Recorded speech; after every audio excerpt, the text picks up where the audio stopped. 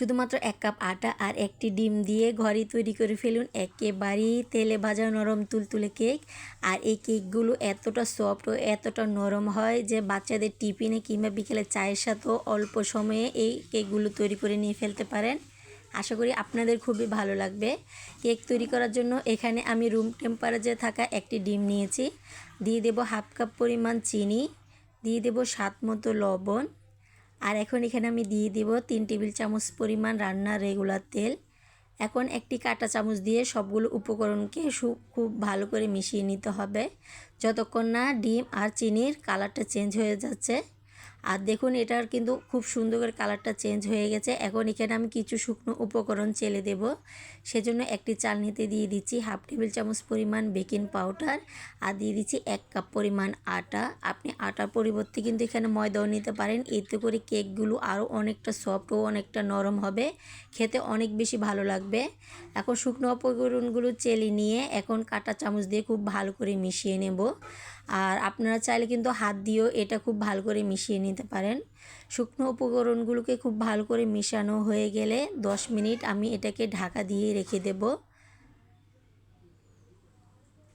আর এই কেকটা ঘরে থাকা সামান্য উপকরণ দিয়েই কিন্তু ঝটপট বানিয়ে বাচ্চাদের টিফিনে বিকেলে চায়ের সাথে বা মেহমান আসলে তৈরি করে দিতে পারেন।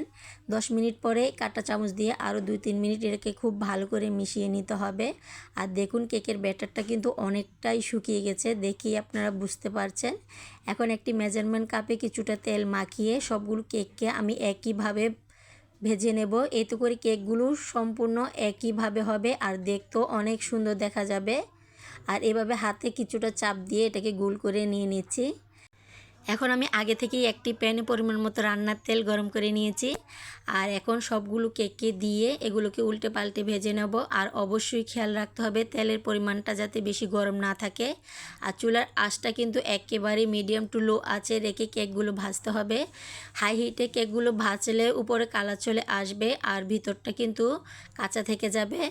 একইভাবে সবগুলো কেককে আমি উল্টে পাল্টে ব্রাউন কালার হয়ে আসলে নামিয়ে নেব। আর এই কেকগুলো ভাজতে কিন্তু বেশি একটা সময় লাগে না, চুলার আঁচ কমিয়ে কেকগুলো খুবই অল্প সময়ে ভাজা হয়ে যায়। আর তেলের পরিমাণটাও কিন্তু একেবারেই কম লাগে। আর এই কেকটা কিন্তু একেবারেই দোকানের মতো আমরা যে মিনি কেকগুলো কিনে খাই একেবারেই সেরকম নরম তুলতুলে। একটা আপনাদেরকে ভেঙে দেখিয়ে দিচ্ছি। আর এই কেকগুলো কিন্তু ঝটপট বাচ্চাদের টিফিনে বানিয়ে দিলে বাচ্চারা কখনোই আর বাইরে থেকে কোনো কেক কিনে আনতে হবে না।